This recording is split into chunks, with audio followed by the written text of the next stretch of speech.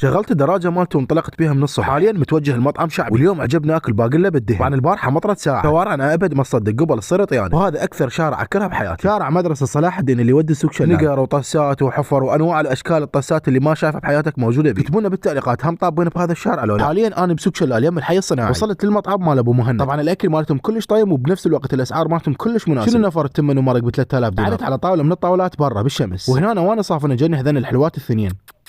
تعاي هسه يجيبون الاكل والطيش تدللين من عيون. وصلت الشوربه اللي كلش احبها، وراها جت الزلاطه وعصرت عليها ليمون. وهذا الماعون العملاق، ماعون الباقله بالدهن مالتي. بس شوفوا الطماطه والباقله والترتيبات. وهسه نسمي بسم الله ونذوق. طبعا انا ضايقها قبل وماكلها وكلش عاجبتني، ولو ما عاجبتني ما اطلبها مره ثانيه. وهسه يجيني واحد ويقول لي ولك واحد ياكل باقله بالدهن بالخاشوق. حبيبي انا عاجبني شلون ما اريد اكلها، وانا احب اسوي الشيء اللي يرضيني. وهنا وانا قاعد اكل اللقمه وقعت البيضايه، ذكرت البزازين وقلت خلي الطهياء، لان هاي الحيوانات هم خطيه هم حقا علينا. بس احنا وصلنا نهايه الفيديو. عم اقول نشق لكم عم من الاخير، اذا عجبكم الفيديو سووا لايك ومتابعه.